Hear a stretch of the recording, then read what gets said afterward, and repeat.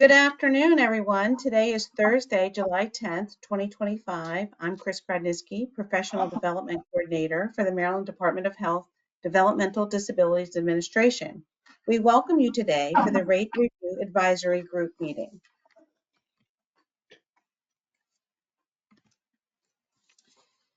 Before beginning our meeting, we also want to ensure civility for all meetings. The free expression of diverse viewpoints is a fundamental value of our group. This freedom carries a responsibility to engage respectfully, which means treating one another with dignity and respect in good faith. Uncivil behavior, disruptive conduct, abusive language, threats, or harassment will not be tolerated and may lead to being excused from the meeting. Thank you for helping to keep this productive and comfortable for everyone. If you would like to use closed captioning so you can read what is being said, click this button. Sometimes the transcription is not exact, but it's pretty close.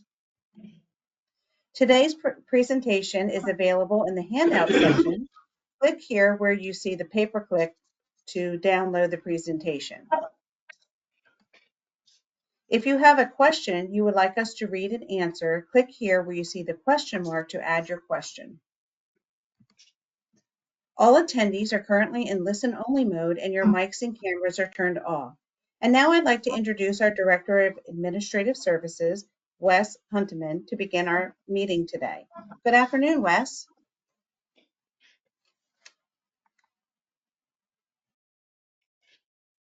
I'll take over. Next slide, please. So Deputy Secretary Hutchinson sends her regrets for not being here today. She's had a few engagements with stakeholders and is also going through the process of reading the more than 400 public comments received related to the waiver amendments. And she's going to review each and every one of them. So you're stuck with me today. So welcome again, everyone, and thank you for joining us today for our July Rate Review Advisory Group meeting. This is our 5th meeting, and we're looking forward to some good discussion today. Today's agenda includes a follow-up discussion on follow-along supports, a review of the Bureau of Labor Statistics, or BLS, calculation of fiscal year 2026 paid rates, and updates on the general ledger template. Next slide, please. So today we need to approve both the meeting minutes from April as well as May's RRAG meetings. So I will make a motion to approve the minutes from April's RRAG. Would a member like to second? I'll make a motion to second April. Thank you. All in favor? Great. Members were also sent an email with the meeting minutes for May on July 7th, and I would like to make a motion to approve those minutes as well. Would a member like to second? Second. Thank you, Laura. All in favor? Great, thank you. Rob, side housekeeping note on that. The web on the last meeting is still not posted online. Okay. Occasionally to check that, just kind of, review for you. Yeah. A lot of information covered.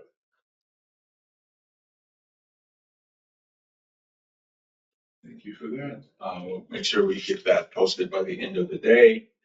Can I ask that before we move on to the topic that honestly I'm feeling a little dismissed and disrespected in that we did not receive a response to the letter that we had sent, all the members sent, and I'd really like to have an answer to that and a response to that. Yeah, so we do intend to respond to the letter, and thank you, Karen, for providing that. The formal response is forthcoming. It's working its way through our process. So it's on its way. It's relevant before this meeting so that we could. Yeah, we're going to touch on and respond to some of the aspects that were included in the letter. Thank you. Yeah. Next slide, please.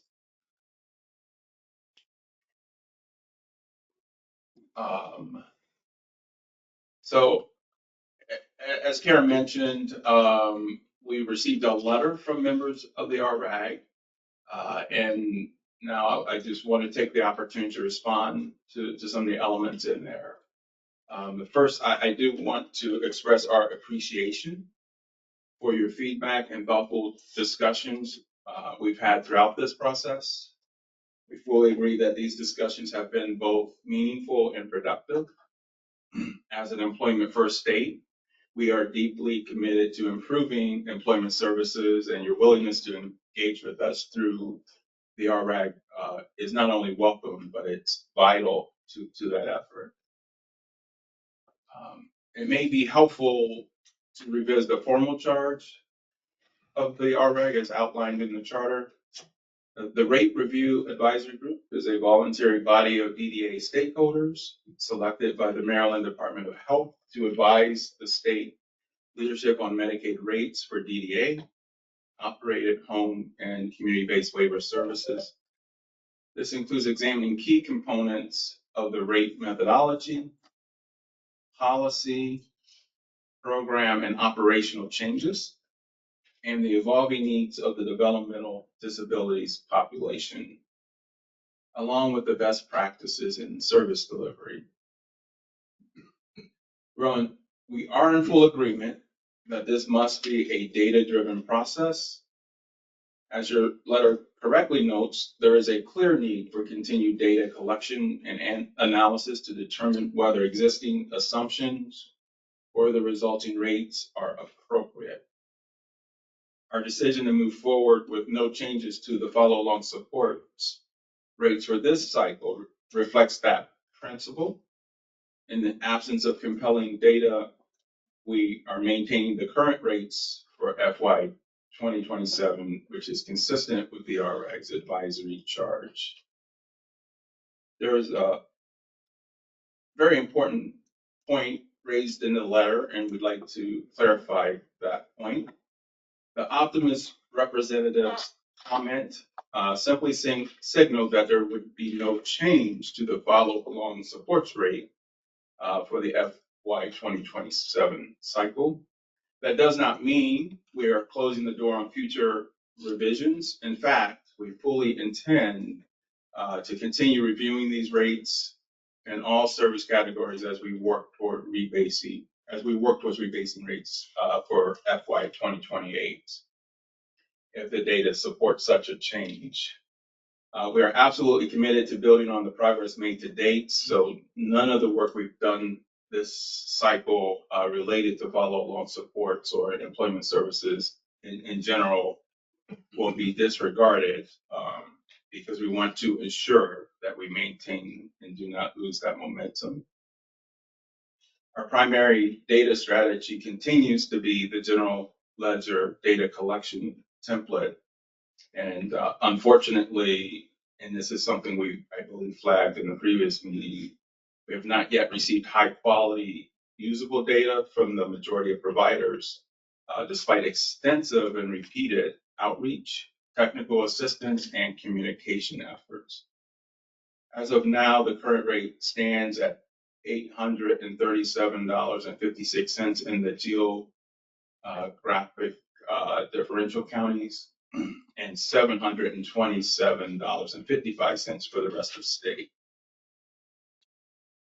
Our analysis of the limited usable GL data presents an incomplete and mixed financial picture. So, for example, 2 large agencies are reporting profitability, while the rest are showing a varied range of outcomes, including profit, loss, or break even. Given our commitment to evidence-based decisions, we do not believe we currently have sufficient data to justify changing the follow-along supports rate.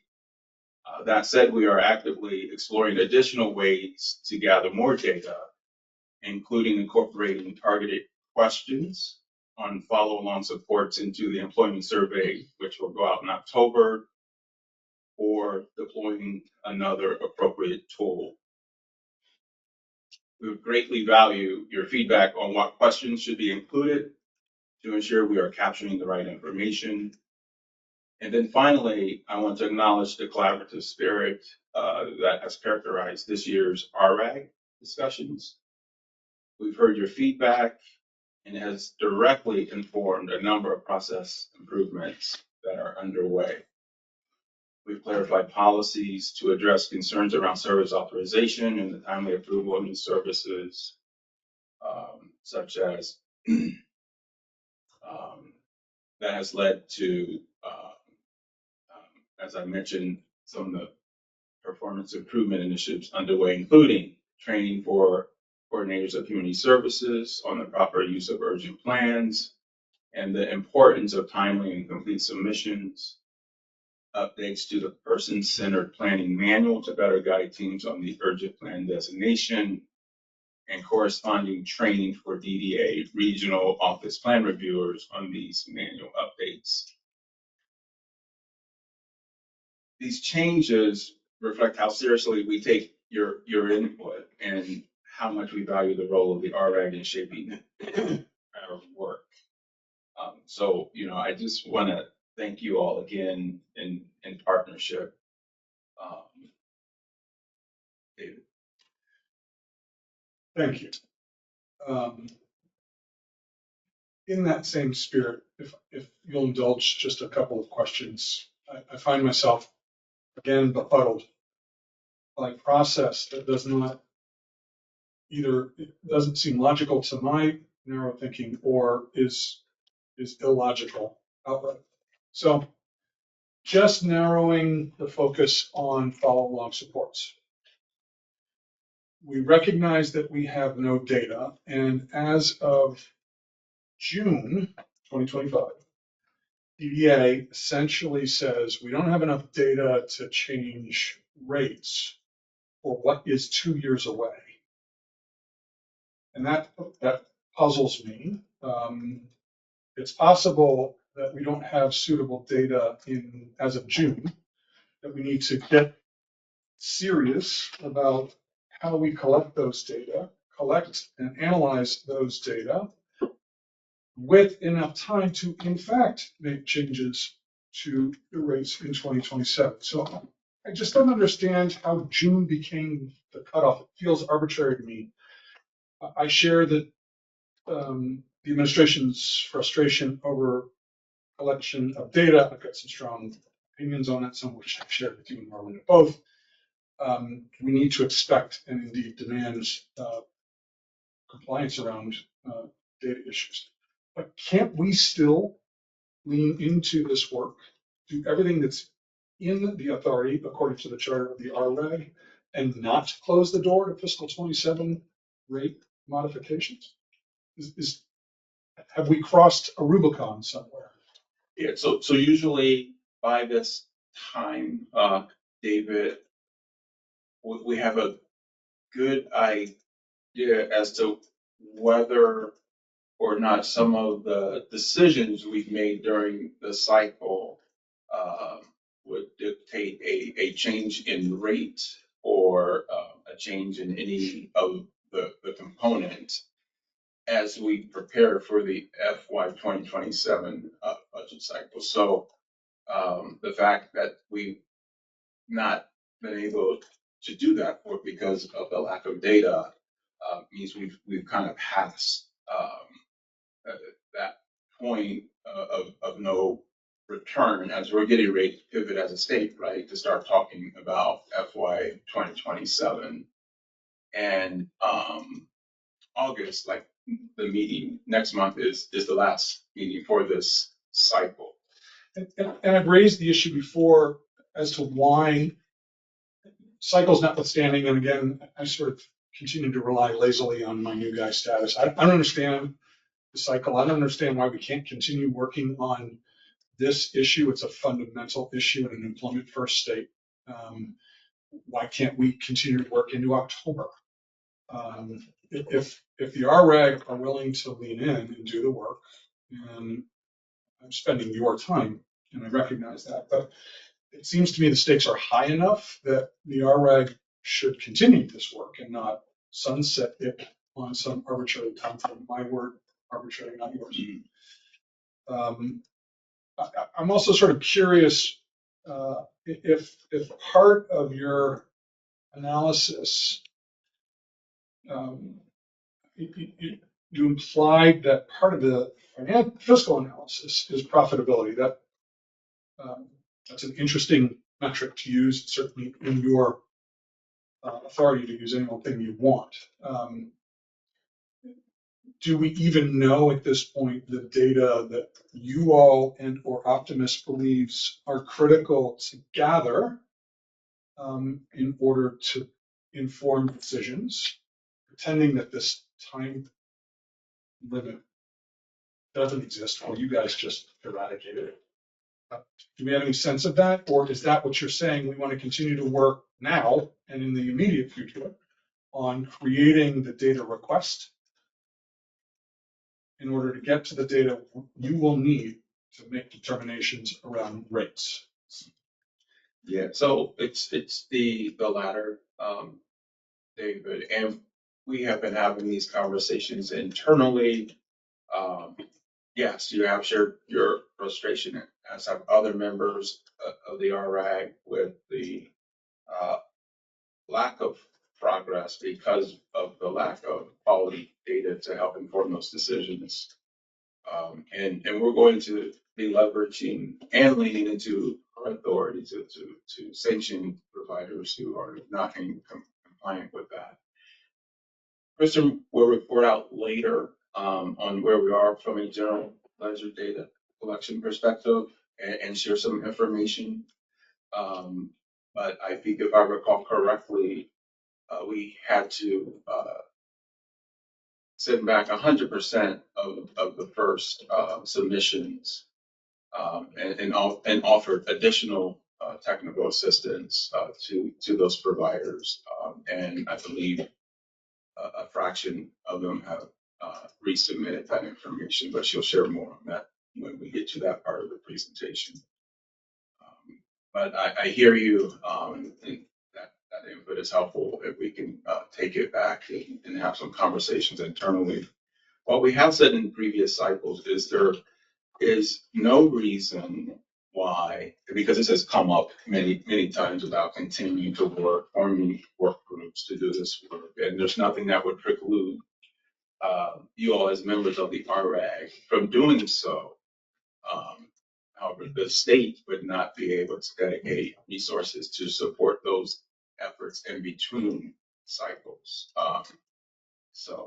But again, we're not shutting the door on follow along supports. And we are thinking of some more creative ways, as mentioned.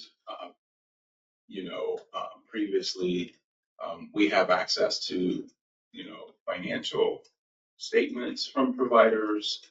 Um, there's the 990s that we can use. There's some things we can do to try to supplement the data, but ultimately we need to understand um, the actual costs involved in delivering that service. And the best way to get at that is through the data, the general data, the data DL tool, the general ledger data collection tool.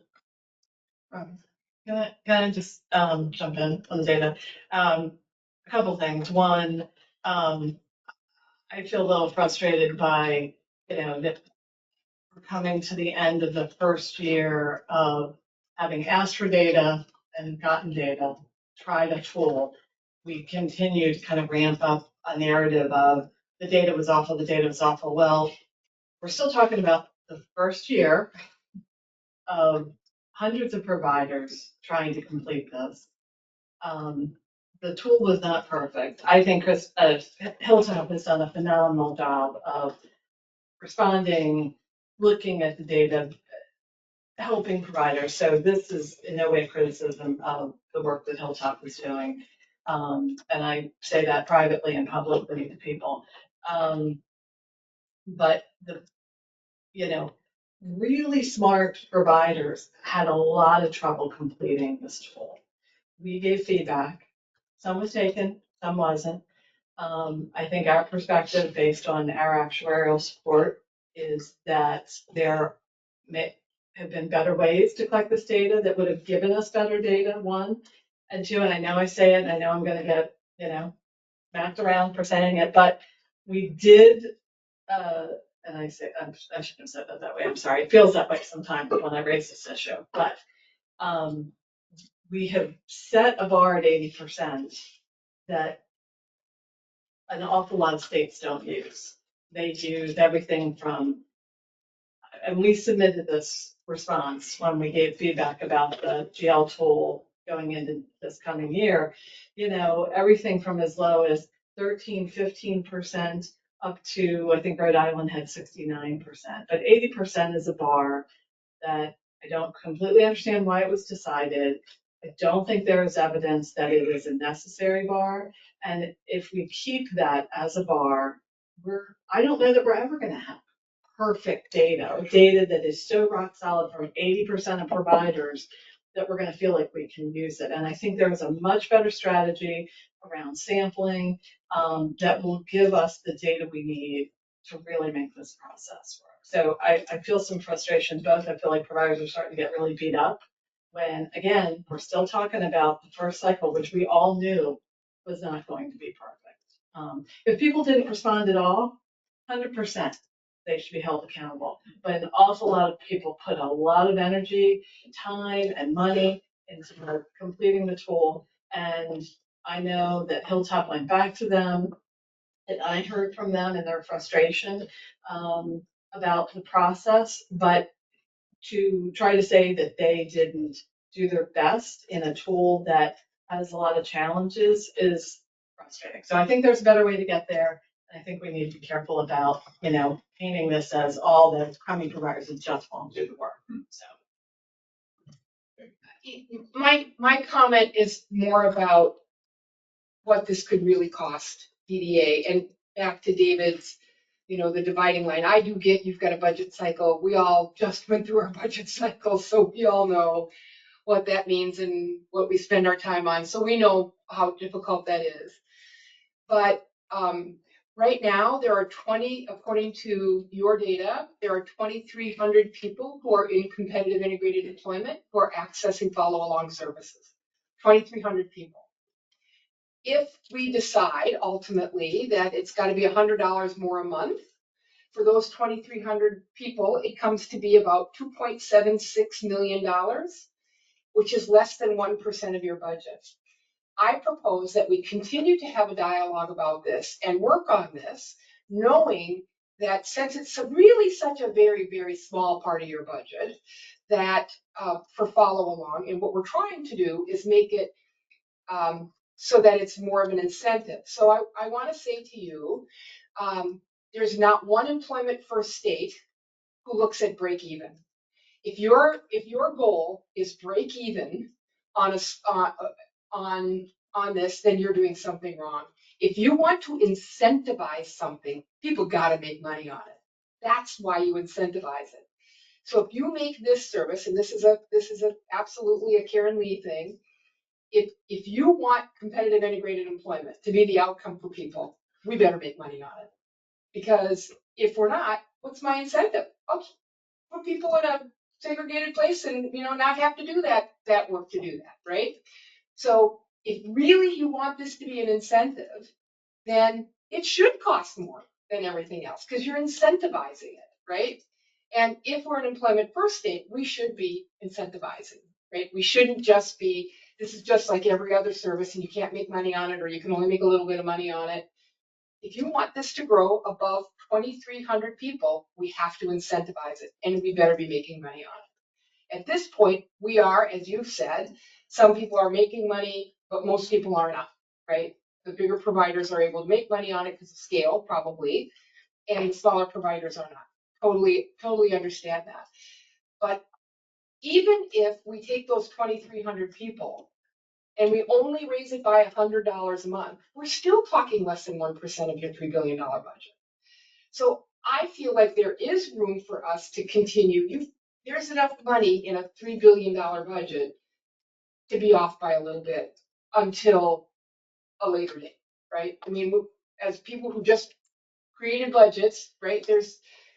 I don't know exactly what my health insurance renewal is gonna be. I put in what I think it's gonna be. We could, that's one of your strategies you could use. And I would ask that you use that strategy, that you earmark a 5% increase for this just to see, and then let us continue to do the work. And then if you don't need it, then you can put the money back into something else. But at least it's been there rather than just shutting the door on it. Thanks, Karen. What I would say to that is, we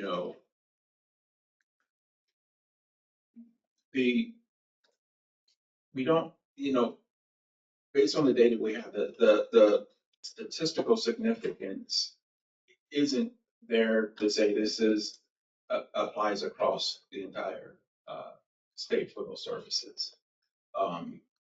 It does go back to getting enough usable data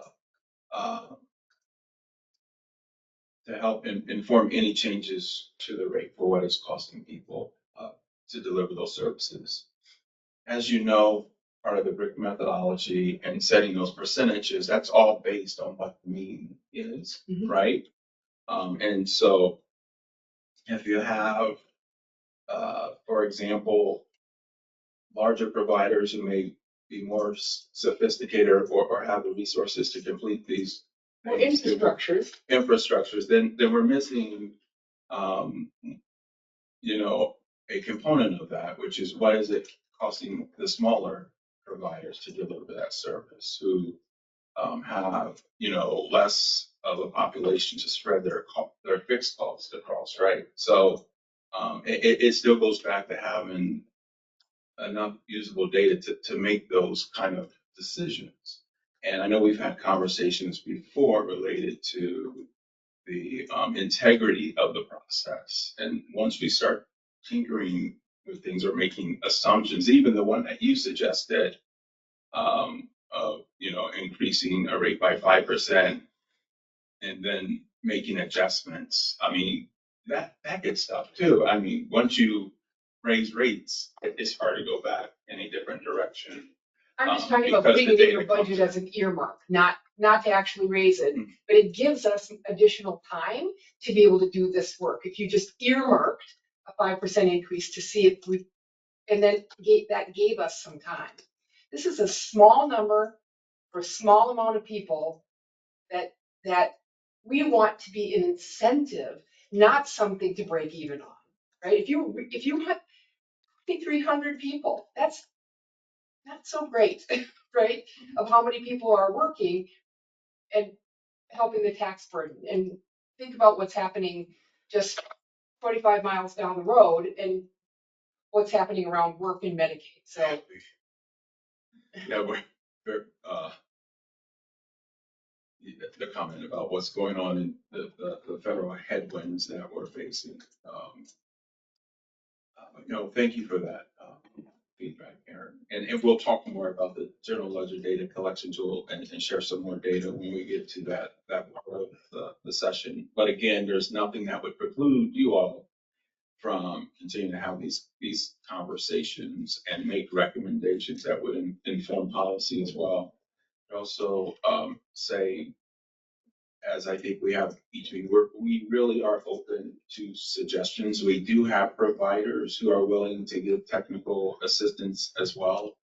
And we've only had 2 providers take us up on that offer. So we're really doing everything we can to help get the data that we need to inform any changes to the rates. We've always said it. New rates doesn't necessarily mean new money. So we want to make sure we maintain the integrity. If that means we have to change components and the funding percentage drops because they can't be funded, at least we're maintaining the integrity of the methodology, and that's what's important for us. I do want to say thank you for coming. A couple follow-up questions, if you allow me.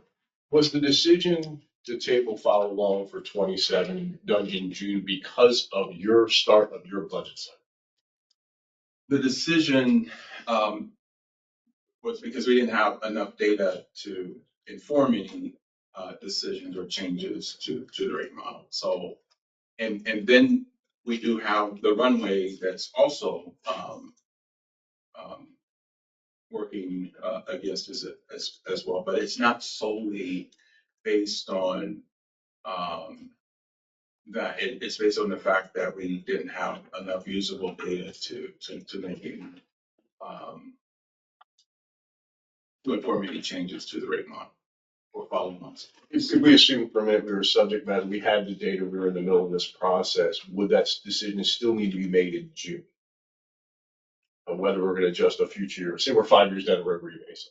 What I'm trying to figure is, does our cycle, and I understand you can't continue, we could, but is your drop dead on your cycle need to be before the GL tool goes out and before? I mean, we've got 2 more meetings in the process, in this case, 25% of our meetings for the year, that are after a point where you got the point of no return. One month. Yeah. Well, this one too, but in Oh, a yeah, sense, yeah, so, right, yeah, definitely. so do we need to back this up? And then I'm gonna follow that with, we've talked, and I've mentioned a couple times over the years, a long-term strategic plan for data collection. Still don't feel like we have it. It goes from the RRAC cycle. When does the RRAC cycle need to be completed to go into your budget? What are we doing from a preparation for the GL tool, from Hilltop going out to providers in time, any changes? Are we on a cycle that makes sense? And then if we cannot get 80% of the data, what's plan B? The original rate system was created with 9 pilot providers. JVGA came in, pulled data samples out of 9 pilot providers, and that's the rate system that we created.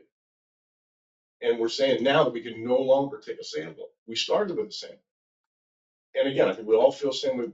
We need good quality data. Providers need to comply. We absolutely need it. But if we can't get there, are we just? I just think we got to plan B. We can't just throw our hands and say we can't. If we're a full rebates year, what are we doing? What conversation are we having? So we'll take that input internally, do an overlay to see if it makes sense to kind of look at the cycle itself and adjust the start and end dates for that. But I would also say that we do have a data strategy. It is the general ledger data collection tool. That is our data strategy. So. But if that doesn't come to fruition to give us what we need. The amendment, I think it's in there, is GL, Groovy.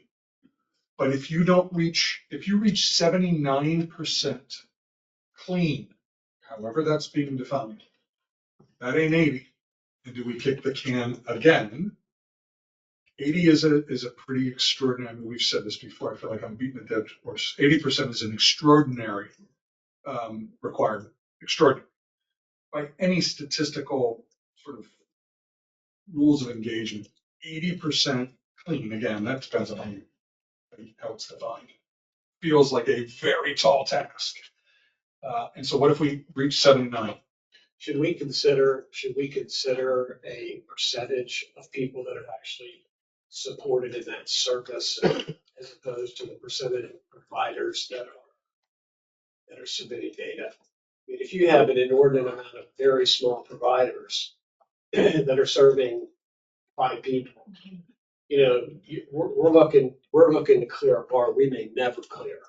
But if you are looking at 60%, I don't know what the number would be, 60% of all people. But it ranges, Dan. Other states use as low as 15%. Yeah. I mean, It seems like we It's can random figure out. what's the sample? Right. Is it statewide? Is it size of provider? I mean, there are ways you could develop a sample that would be reflective, that would get us good data. And we may need to tailor it to each service to some degree within some rules of engagement. And look, if Karen served 2,200 to the 2,300 people in follow along, and we had her data, but we didn't have everybody else's. I mean, I think we need to factor in some of those pieces. Let's come back to this when we get through the presentation, when we get to add-on items, because I'll ask Optimus to speak to the 80% requirement, because there was a caveat when we talked about that. You shoot high in hopes that you get to level, the percentage of data, usable data you need to make those decisions. If we start off by setting the bar low, then it will just suppress the amount of usable data that we can get even further. But I'll turn it over to the mathematicians who need to analyze this information to make some of these decisions when we get to the wall. Definitely curious to hear what that usable percentage might be. 'Cause I mean, that's a benchmark you're talking, I mean, realistically. Okay, so I'm going to turn it over to Caleb, who will share some statistics as well as some of the formulas behind the calculations that were made to inform the mandated changes in the FY 2026 rates, as well as satisfy one of the asks from you all from the last meeting. Caleb? Thanks, Robert. Hello, my name is Caleb Levon. Next slide, please. I'm going to be talking about the fiscal year 2026 rates. And in our previous May RAG meeting, we started that discussion. But today we're going to continue it, and we're going to talk about both the paid and the fully funded fiscal year 2026 rates. And I'm going to use some specific examples. Next slide, please. So let's first look at the fiscal year 2026 fully funded rates. Now, both the fiscal year 2025 and fiscal year 2026 fully funded rate models use the same BRIC component estimates. That is the employee-related expenses, the program supports, facility and transportation, the general and administrative costs. All of those components are assumed to be the same between 2025 and 2026 rate models. However, we do update the wage component. So the wage component in the fiscal year 2025 model utilizes the BLS wages from 2018 for residential services, but most of the meaningful day services use wage data from 2021. So that's the 2025 model. And in both cases, those wages were trended forward to fiscal year 2025. For fiscal year 2026, we updated that BLS wage component. Now, it's not a rebase, we just updated that one wage component, and clearly it's an important component. But we updated that wage component using the most recent data, which is BLS 2024 wage data. And we trended it forward a much shorter distance to 2026. I'm going to talk about some specific examples. And those wage estimates that I'm going to show you in a moment are using the occupation code 211093. Now, it's a BLS wage occupation code, and it stands for the Social and Human Services Assistance occupation code. And that's the most common occupation code we use, but we use several others as well. And in the particular services we're discussing, we use the 75th percentile of that wage. So next slide, please. Here we show those wage trends graphically. Across the bottom are the years from 2018 up to 2027. And on the left, on the y-axis, is the wage rate, that's dollars per hour. The blue lines represent the rest of state wages over time, and above them are the dashed green lines, which represent the geographic differential wages. Now you'll see there are three different shades of each of the green and blue lines. The faintest shades are the oldest. They're the wages from 2018. Those BLS wages trended forward over time. The middle darkest hue is the 2021 BLS wage estimates. And then the darkest and shortest lines are the 2024 BLS wage estimates trended forward. So when we updated the rest of the state wages from 2018 to 2021 for meaningful day services, for example, I'm illustrating a particular point on this graph. So when we updated the rest of state wages, you'll see that the the blue line, the very faintest blue line, and the middle dark blue line are very close to each other, and it had very little impact when we did the update for the rest of state wages, and they're pretty close. But for the geographic differential, the green lines, that was not the case. It showed a bump up in 2021 compared to 2018. And that just means that our estimate of that trend was a little lower than it needed to be. But then in 2024, you'll see those dashed green lines dropped lower. And this ended up closing the gap between the geographic differential wages and the rest of state wages for the services that use this occupation code in particular. Now, these trends that I'm showing here are driven by our estimates of inflation. They all start using the BLS wage data, and then the line is a result of the inflation estimates. So I'm going to show you the inflation estimates. Next slide, please.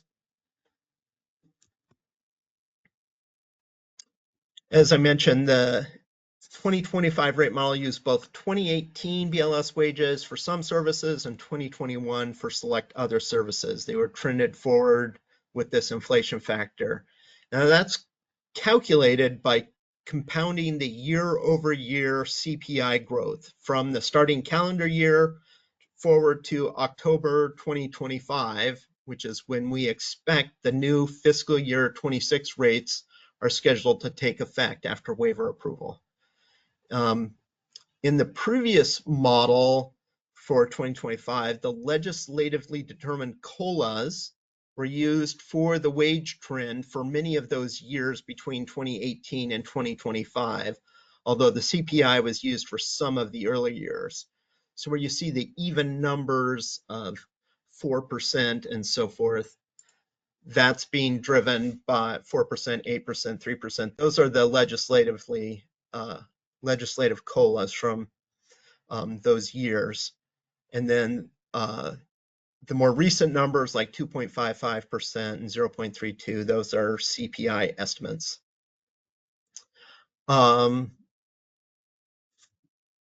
Okay, next slide, please. So for the 2026, fiscal year 2026 estimates, we use the updated 2024 BLS wages trended forward.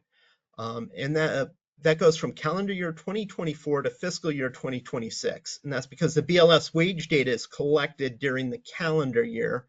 So we use the most recent 6-month average of the CPI for that first period between calendar year 24 and fiscal year 25.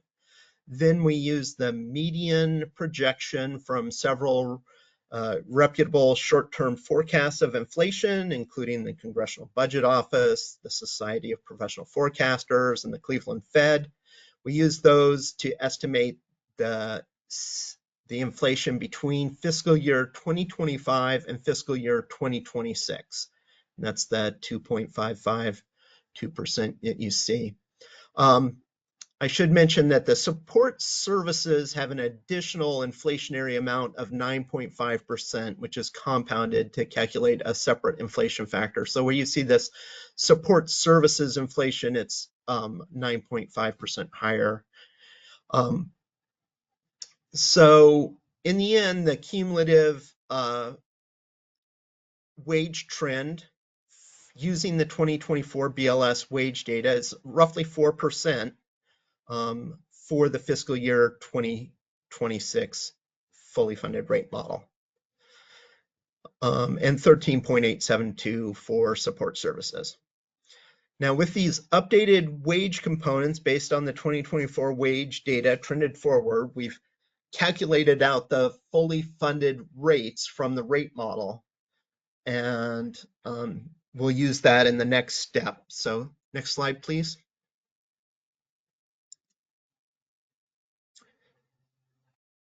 So let's talk about the funding percentage. The funding percentages are not a fixed point. They can change when either the estimated fully funded rate model changes or when the paid rates are changed. And between fiscal year 2025 and fiscal year 2026, the paid rates were changed due to the cost containment measures, which brought the geographic differential paid rate down.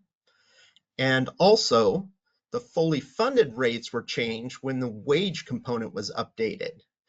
When we bring those two results together, you can see the impact on the funding percentage. There's a mixed effect of having the cost containment measures push the paid rates down, while at the same time, the wage components have pushed the fully funded rates down in the geographic differential region. So those two mixed effects lead to that outcome shown here. And you can see the change between the fiscal year 2025 funding percentage and the fiscal year 2026 funding percentage. Now,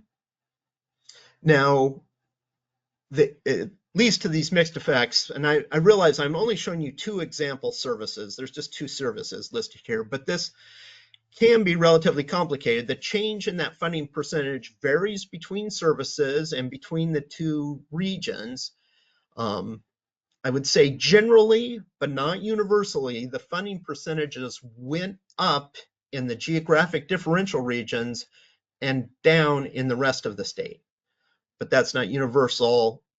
There's roughly 30 services, and they have different impacts on each of those services. Next slide, please. So let's go back down and talk about the paid rates. The paid rates are the published rates, and that's what you as providers will be paid. The starting point for the fiscal year 2026 paid rates were the fiscal year 2025 paid rates. And as I mentioned on the previous slide, I'm using two examples here. I'm talking about community living with enhanced support for people with overnight supervision. So that's just a representative residential rate. And the other service here is day habilitation at the 1-to-1 staffing ratio as a representative for meaningful day. I'm just going to call those community living and day hab. But I said the starting point for 26 was the 2025 rates. And so I'm showing you here just what the 25 rates were and what the funding percentages were. So we have the 25 fully funded rates, the funding level, and the paid rates. So next slide, please. So to develop. Can I ask a question? Can you hold on a second? Sure, sorry. We get muted here, and so you can't hear us when we're asking questions. No problem. So you might want to take a break between slides and see if there's questions. So back to the okay, so the BLS calculation trend, that is BLS, that is not gathered data from providers. That's No. BLS data. Yes. Correct? Okay. Yes. And then you went forward to the next one, which was the inflation factor. That's again all BLS data. And then you went to the BLS the cumulative with the CPI. Again, that's all BLS, not real wages. So it would not have, because some of it's not real data, it's calculated data. It wouldn't have the impact of our statewide minimum wage change or the separate county wage changes in it. Sorry, no, I wouldn't say that. The BLS wage data is collected. We're using data from Maryland, and it is collected for the various areas, regions within Maryland. And so it does collect real wage data for Maryland. So that's what we're using. And it shows, I think, you notice there was a bump up in those estimates that I think does reflect the impacts of the minimum wage on those. Although we are, in this particular example, we're looking at the 75th percentile, which is not as impacted.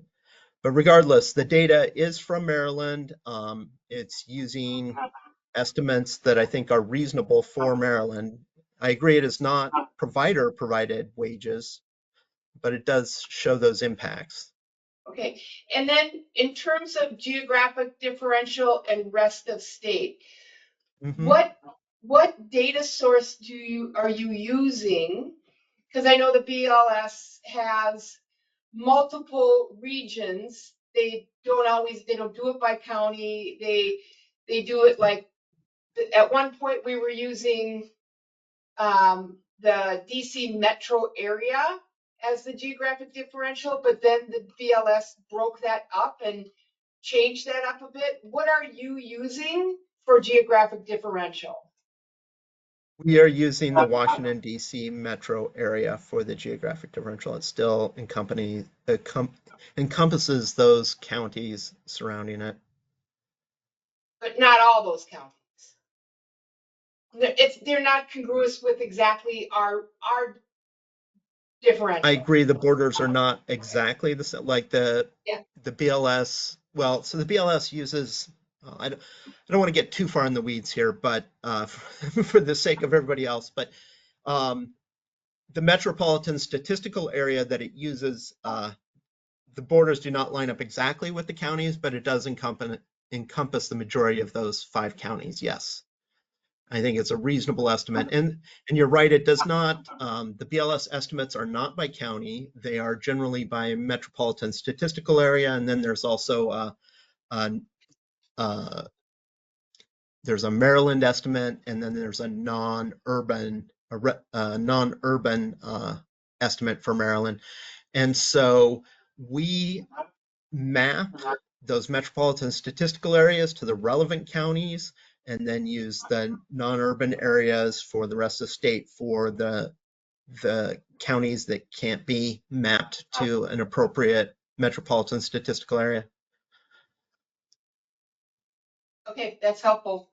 Thank you. And just a quick Yeah, no comment, problem. we anticipate that we'll probably get quite a few questions related to what Caleb is presenting, and Hilltop has agreed to schedule some one-on-one meetings to help answer those, because we know how complicated it is, and just want to make sure we answer those questions and have the opportunity, if we need to get into the weeds, that can be done on call, so that we preserve time to get through today's session. So, thank you. Thank you, Robert.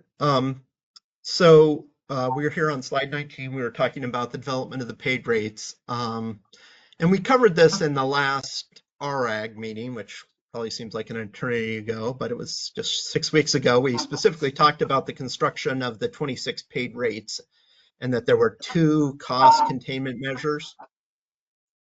And I'm sorry, was there a question there? I missed it.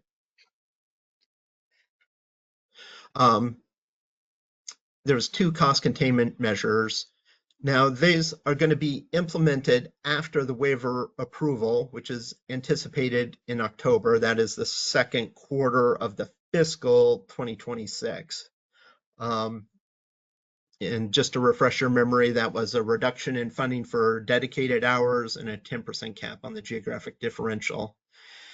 In our 2 examples, community living and day I have here, neither of those are dedicated hours, so only the cost containment element, the only cost containment element that applies is the 10% cap.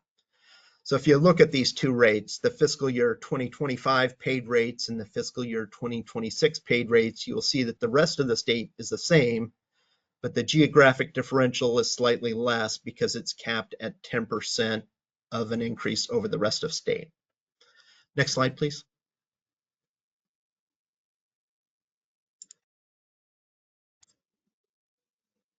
So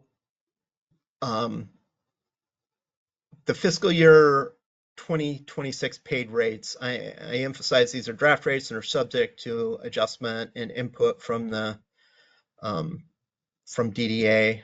They're expected to go into effect this October, and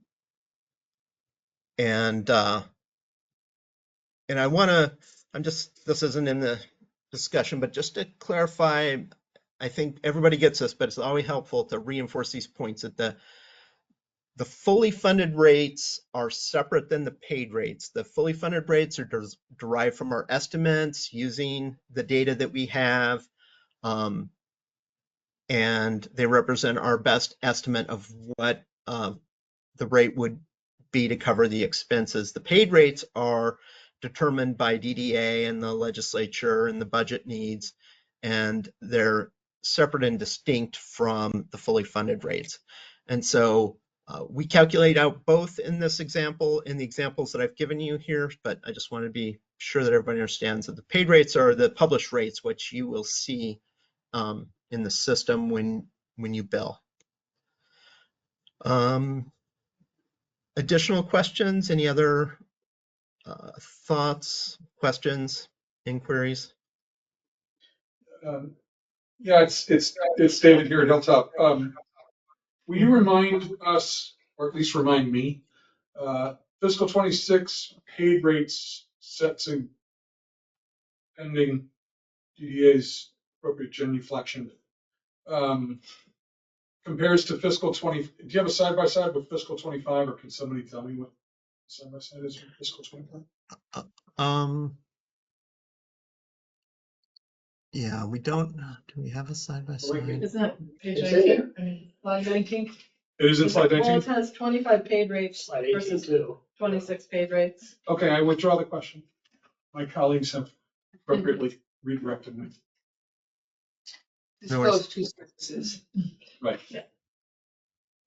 And David, the only difference between 25 and 26 are going to be the cost containment items as a result of Geographic differential. and dedicated hours. I do have a question about the BLS. I'm trying to, because I know that's always been kind of looming.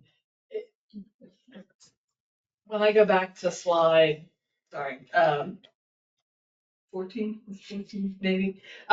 So what should we take away from that slide?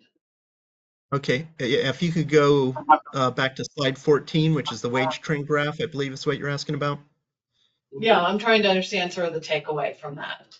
Yeah, the takeaway that I would point out is that the gap between the rest of state wages and the geographic differential closed considerably in the last few years. Now, most of the rest of state is Baltimore. And I think that, I don't want to get too far, I am an economist and I'm happy to talk about this all day, but I think what's driving this is that the minimum wage probably helped close, the minimum wage changes probably helped close the gap between Baltimore and DC in the geographic regional.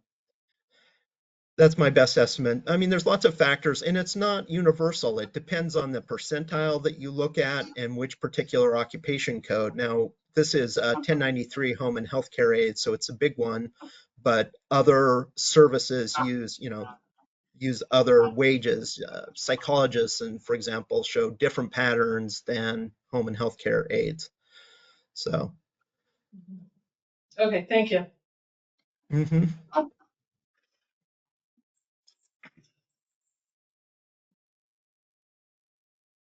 So I have one question, if that's okay. So as you move forward with the containment that's been done on the geographical differential, will you continue to utilize the fully funded rate in that region as it was done in the past, or as it now equates to this being policy moving forward?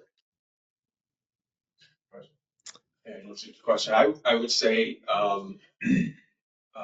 that we have a lot to figure out as a state, along with you all at the table. And I believe there was a note on one of the slides about the program sustainability work group, and there will be more information forthcoming on that work group, including a draft charter and a means for folks to sign up to become part of that. And gonna have to have some tough discussions Yeah. moving forward. Because, you know, we didn't get 100% restoration in the 26 budget. There's really nothing in there to fund expansion. And then, you know, we still don't know what the target's gonna be for FY 27. So we're gonna be seeing a lot of each other.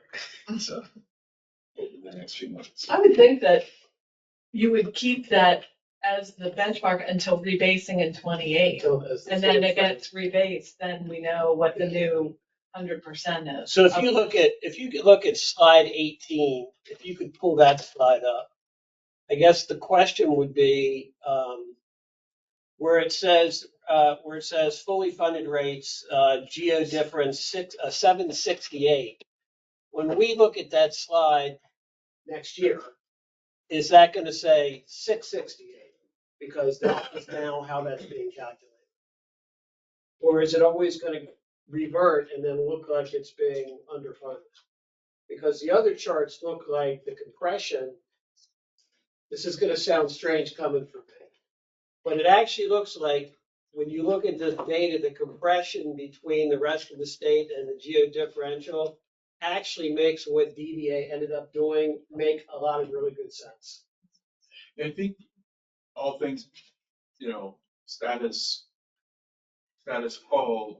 I mean, I would suspect it would look different after the rebates. There's some policy decisions that were made that won't carry over. For example, we'll have, you know,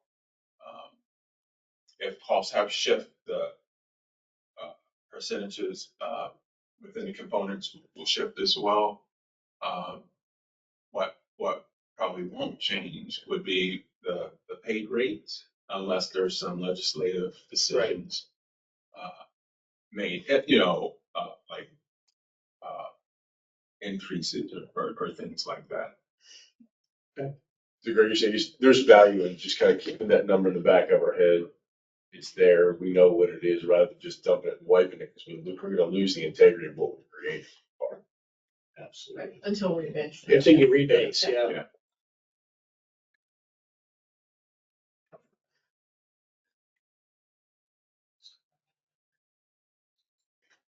Thank you all.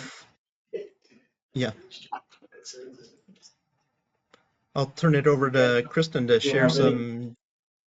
I was going to say, Caleb, if anyone has any specific questions, just reach out to us and we'll make the connection with Hilltop. And we'll go ahead and move on to general ledger template updates, Kristen.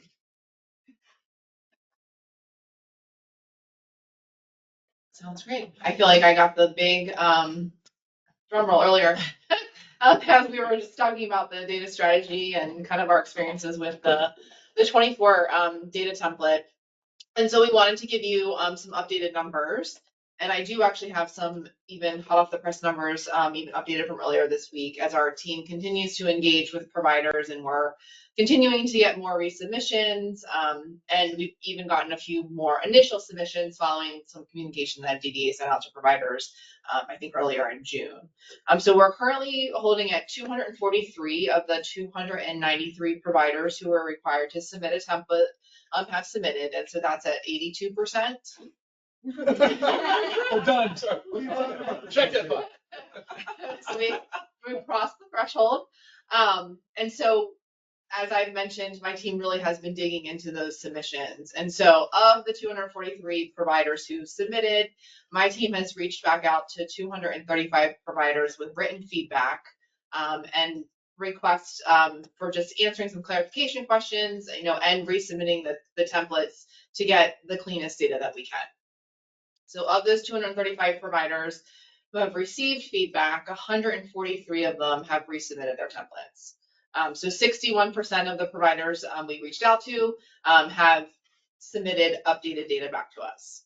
So we're at about 92 providers who haven't responded to that communication or resubmitted their template.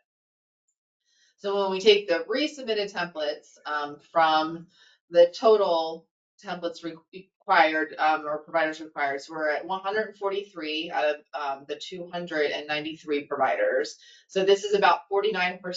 So we have what we would consider updated, cleaner data from 49% of the providers who were required to submit in 24.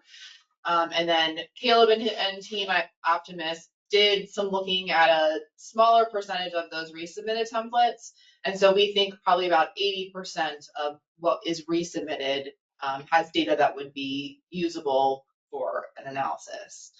So as we continue to collect the remainder of the 24 templates that we think we're going to get, we will, share those and they will be analyzed. And so we will have a benchmark small data set for 24 as we, move into the next data collection.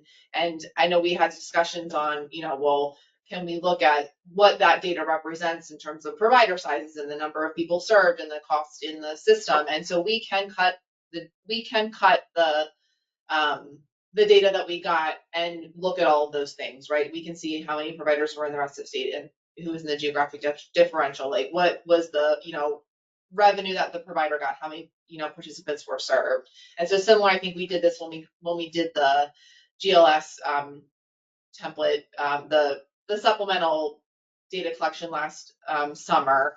We looked at what the data represented. And so as we, finalize what our analysis for the 24 and have that, benchmark data set, we will be able to share what it represents. And so I think that helps to make some decisions about how the data can be used and how representative it is. And so I think we can move on. Any questions about 24 before we move on? I have a question. So of all the submissions, you had to go back to everybody and ask for some things. For some, probably a lot. For some, maybe just a little bit. Yes. Was there a trend of everybody messed this thing up? Like, are there certain things in there that are just tripping people up and we have to figure out either how to simplify it or we fixed it because now they know how to do it? So I think all of the above. Right. I think for my team too, just digging in and this being our first year, the first, templates we reviewed, there was a lot of questions, right? Because we have these codes and we have these like brief descriptions. And so I think we were being overly cautious of, right? Like, are these really the right costs in the right category? And so I think there was a lot of questions of like, is this what you meant by this cost? Just so we can verify it's in the right spot. So probably 80% of it was that. And then there was clarifications on, well, is this what you meant? Or is this what you meant? And this is where it goes based on how you answer. And so we took that, those discussions and tried to create the drop downs within the cost categories. One, to help make it a little more uniform on what we're receiving from the providers, and two, so that we were really certain that the costs that were being entered were the right costs. But I think to Laura's point too, like talking about the narrative and, the providers are trying really hard. And, we have had so many wonderful conversations and like appreciate all the time and effort and energy that has taken over the past year to get to where we are and the clean data. And just really how engaged the providers that we talk to have been and their desire to make sure they're giving us the clean data. They know the importance of how it's going to be used and the impact that it might have. And so as we talk about the data collection, maybe it's just changing the narrative a little bit, because I do think it's a little more positive than like than some of the statements that might be out there. I do think that's a really important part, and that they have been truly engaged in the process. I think it's been truly iterative.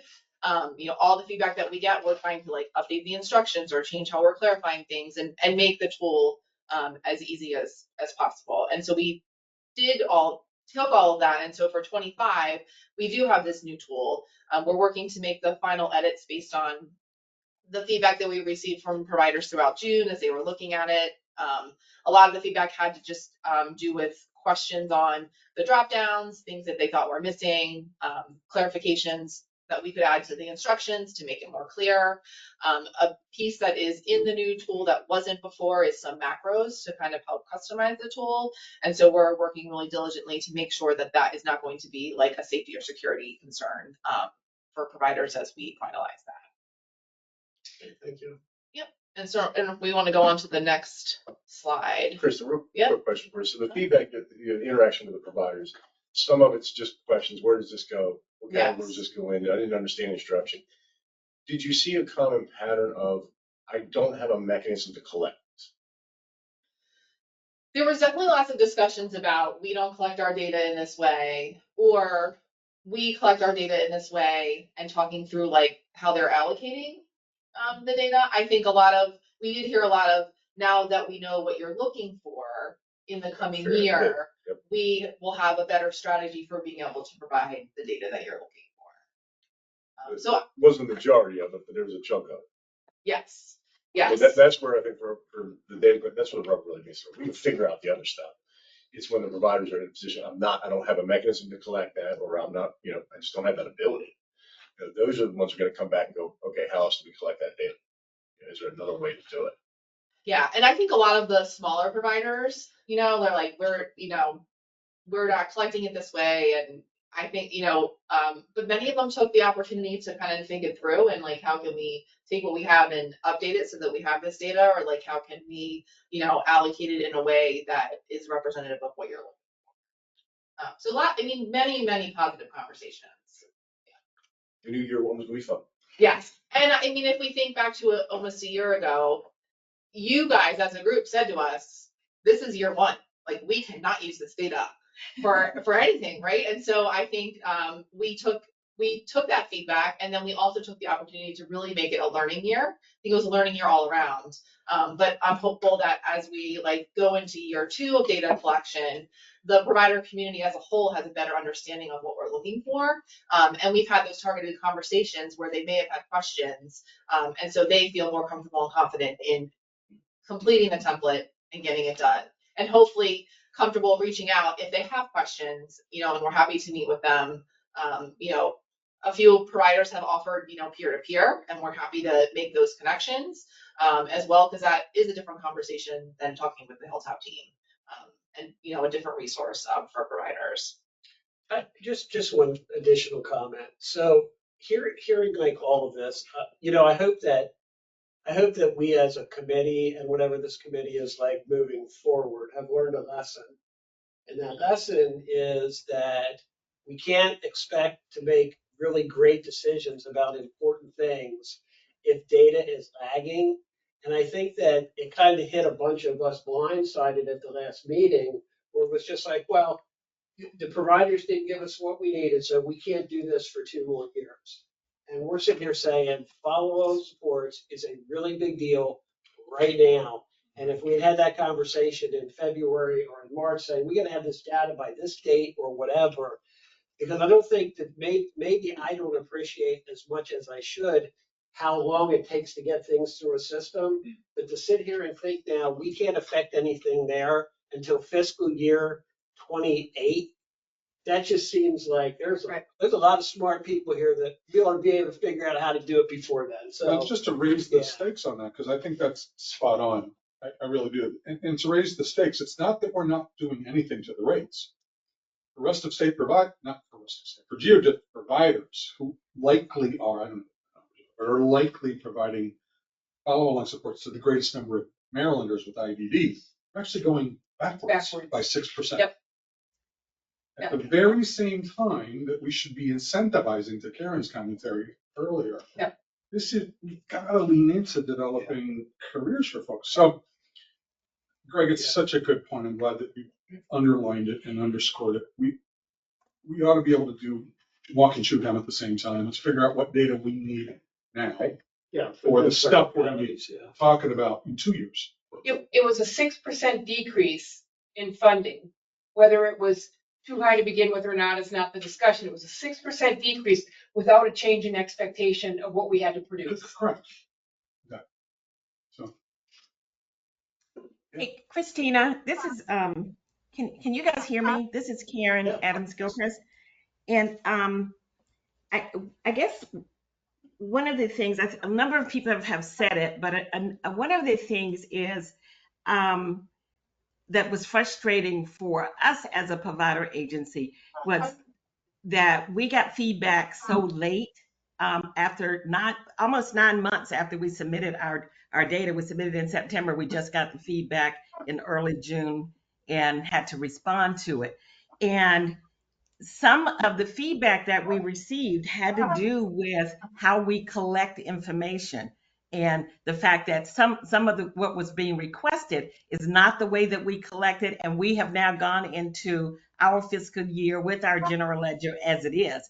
So we now have to figure out if that data is important, then we have to figure out how to collect it. And I guess is the new template that's coming out, is that going to be reflective of the fact that we may be asking for information that wasn't asked for originally in the original template? We may be asking for information, and we may again get providers that say, man, you should have told us that because we don't collect it that way. We don't have that information in that manner. So just something to think about. And also, I guess with whenever 241 providers you had to send feedback to, is an indication that the tool continues to need some work. And I think you guys recognize that it continues to need work. Mhm. Yeah, no, thank you for your comments. I can appreciate the frustration in getting the feedback, well after it was submitted. I can assure you my team worked diligently over the past 9 months to No doubt provide that written feedback to every provider. And so certainly there were providers at the tail end here. Good news is that there's no new data points in the updated template. It's really just refined to make it more efficient for providers to enter the data. And I guess a bonus is that we dropped some data points. So providers won't be required to submit information on like units billed or payments received, because that's data that we can pull directly. All right, thank you, Christina. I appreciate that. Yeah, of course. And Karen, please feel free to email me anytime if you have any additional feedback or you want to have a quick conversation. All right, will do. Thank you. I would like to take some time to thank the providers and Max for the feedback they provided. The short turnaround time definitely wasn't lost on us, and so we certainly do appreciate that. So thank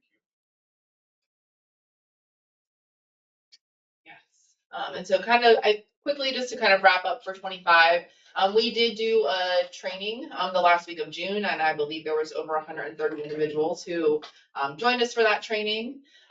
We are working to, as I mentioned, finalize those versions. They're in draft now, but they'll be finalized and posted to the DDA website, and we'll make sure that DDA sends out communication when those are available. When's it gonna be, well, what's the thinking about when it'll be posted and what the due date will be? Our goal is to have it posted next week, and the due date will be the end of September.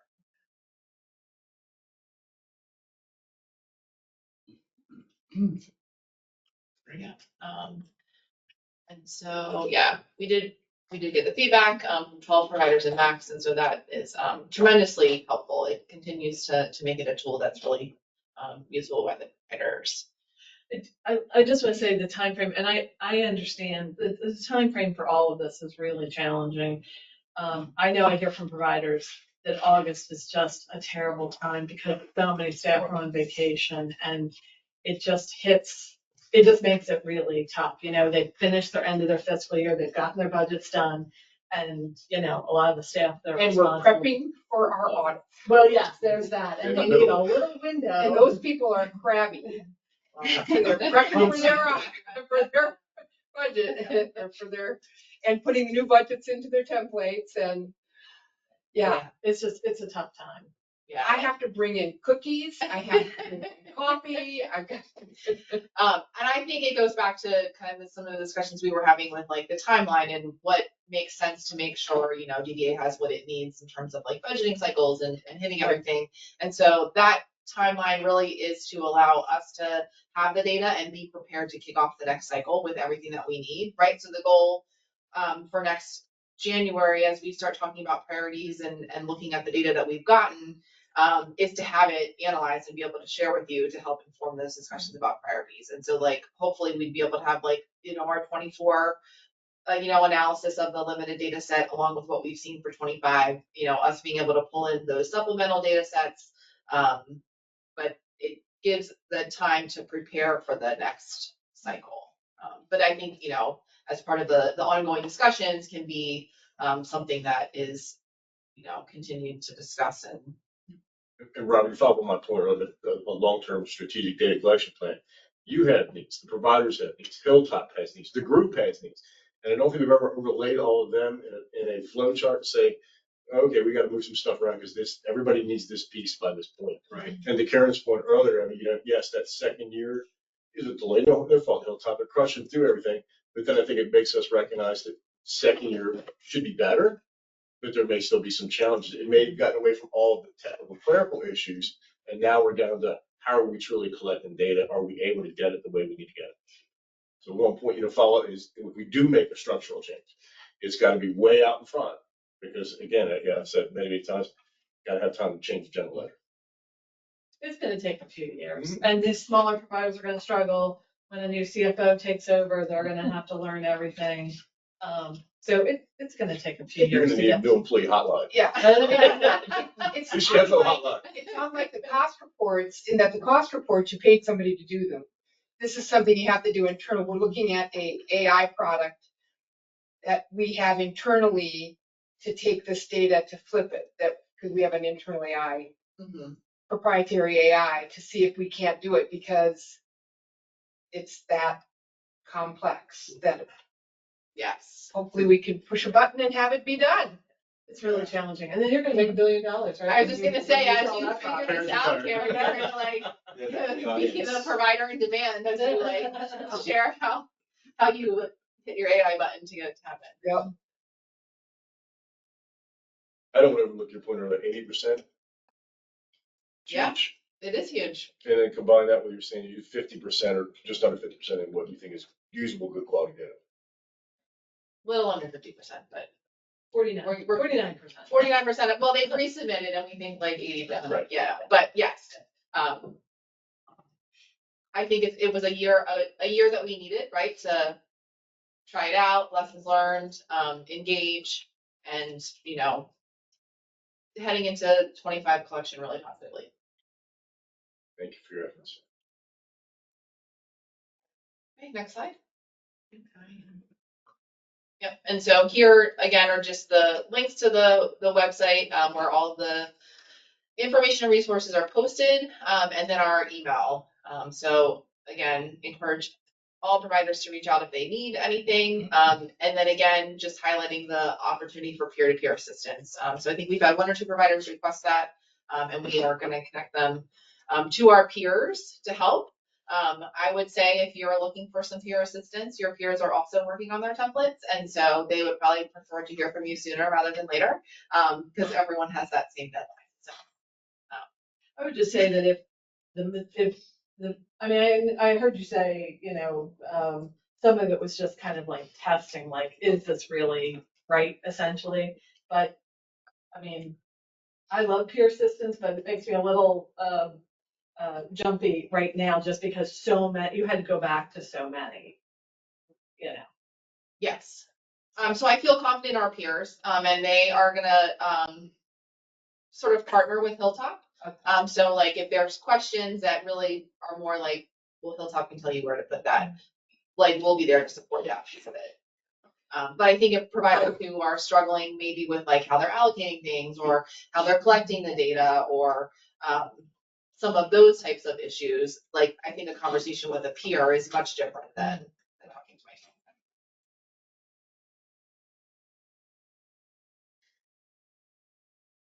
Okay, great. Thanks, Robert. Thank you, Kristen. So, thank you all for all of your thoughtful comments and input today. So before we move on to public comment, just want to open it up for our members to see if there's any walk-on items or any other questions for us. I do have one follow-up that will get on the board, and that's related to the looking at the cycle, doing an overlay with the budget cycle, and then hopefully come back in August and just share what we've learned. I was gonna say, the one thing that comes to mind before you open it up is, I mean, it feels like other than the, you hear the continuing discussion about follow along, but how are we gonna use the August meeting? Because it feels like to follow alongside FY '26, that we're working on, yeah, right? Finishing up, no, we're finishing Right up in 27. Yeah. Right, but I guess the So should we question, move back? the question is, how do we use Right. that, It's that dead time space. effectively? Yeah. But how do you all propose we use the August meeting?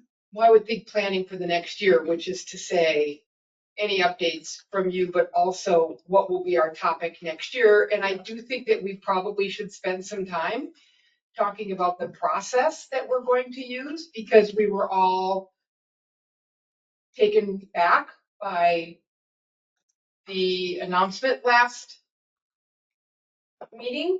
And had we known, decisions had to be made at that point. So I think if we could have some more predictability about what we want to accomplish each meeting, that would not have taken us by such surprise. You know, we should be able to develop some milestone dates, just with the exercise that we'll be going through, looking at the cycle, comparing to the budget cycle. I know some folks provide still have angst with reporting out on, unaudited financials, and it's just trying to figure out if there's a perfect uh, uh, nexus of all of those inputs. I don't know, but we'll take a look at it. But at a minimum, we should be able to establish some milestone dates for the next cycle. And yet we do typically start discussing, like continued priorities. As we mentioned, follow along supports continues to be a priority. I know that we also keep a productivity factor on the table, hoping as we work through the program sustainability work group, that we can also use that as an opportunity from a policy perspective to inform how we address what we usually term acuity. Those seem to be the three, except for follow. There's a third one that's usually on the table. We've never discussed the role of this group in terms of self-direction and rates around the difference. I know it's, as a provider, it's taboo for me to even bring that up. We actually provide a lot of self-directed services. And I know it's something that DDA is focusing on. I don't know if you have a separate group that's looking at that, or if it's something that you would use this group for. But as a member of the Waiver Advisory Committee, I got way more up close and personal about the budget system and the budget form and all of that. And as a result, overwhelming. It's huge, and I don't know if that's where it is that lives for discussion around rates. So it would fall outside the scope of this committee. Oh, thank you. Because we are establishing provider rates for purposes. Okay. However, and Oh, you're gonna say I it. don't I know always what show you're my gonna say. emotion, but I'm very excited about the program sustainability work group. That's where we'll start to have some of those conversations. And then some of those decisions will probably end up within the purview of the Waiver Advisory Council, because it, probably a lot of what we discuss will probably put us on a glide path to another, kind of waiver amendment. Absolutely. A redesign to as we start to figure out how to impact that cost curve. Okay, for the August meeting, I feel like the rebasing has the potential to be daunting. I'm wondering, is the current data collection going to be adequate for rebasing? Is there going to be a need for additional data? what does that, in those cycles, this will be our first one, where there's rebasing. What does that look like? Do we need more meetings? Do we need more data? What's the initial thinking from DDA and Hilltop about what that's going to look like so that we can get ahead of it, since we know these, meetings every 6 weeks or so. I'm really glad you made them longer, so thank you for that.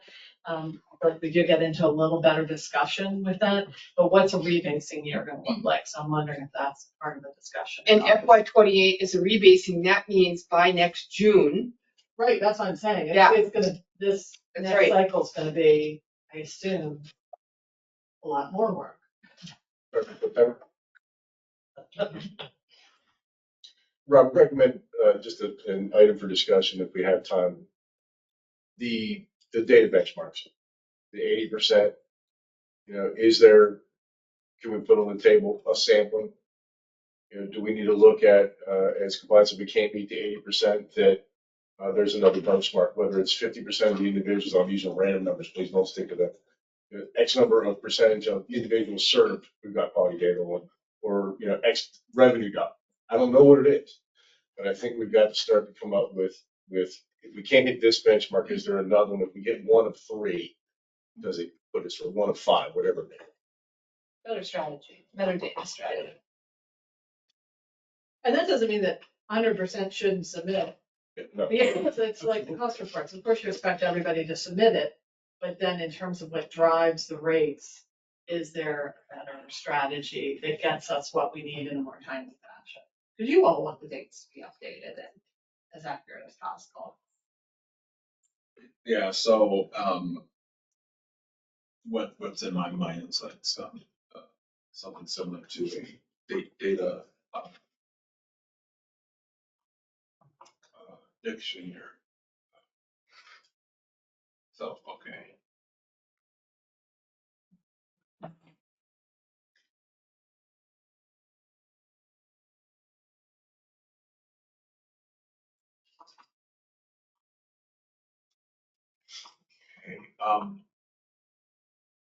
Christina, do we have anyone from the public who would like to provide input?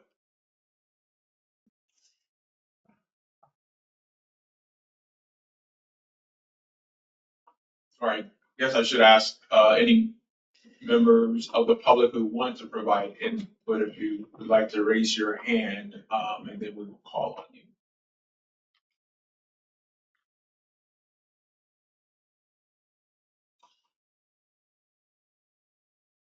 Oh, there's one. Okay. Lynn?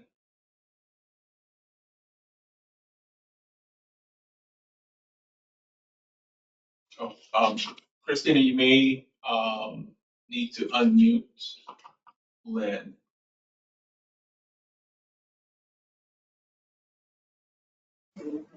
Okay, we're working on it.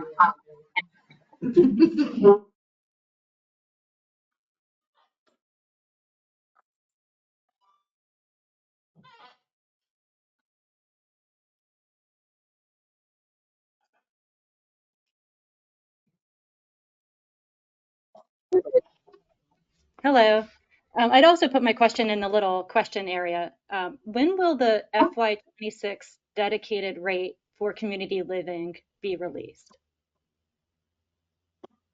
Those rates, we'll work on getting the new rates posted by the end of this month. Keep in mind the new FY 2026 rates, which basically mirror the FY 2025 rates, with the exception of the geographical differential and the change to dedicated hours, will not take effect until October 6th, because it did require an amendment to the waiver, but we will have it posted much sooner than that. Okay, great. So it won't be in effect until October, but you'll work to have it released by the end of July. That's correct. Okay, Wait, great. did Lynn ask about dedicated hours, or did she just ask community living group home? She just asked. I'm presuming the only change is dedicated. Dedicated.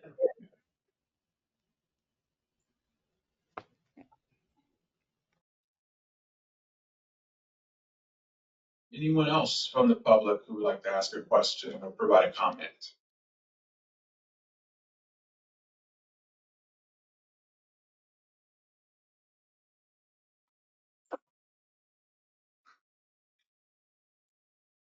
Okay, next slide, please.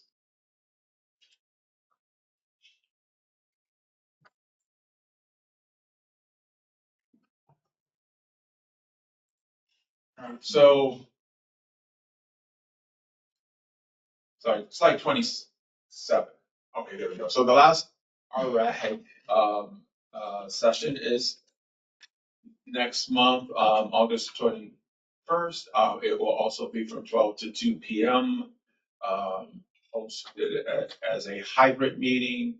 So for those of you who are members and want to join us here on this beautiful campus, feel free to make the drive. Otherwise, we'll see you online. Next slide. All materials will be made available through our dedicated website. And thank you, Chris, for flagging that the webinar from the last meeting is not yet up. So we'll work to get that posted by the end of the day. And I'd like to thank you again, and we look forward to continuing our discussion next month. And I will move to adjourn the meeting. Anyone wants a second? I'll second. All in favor? Great. Thank you, everyone.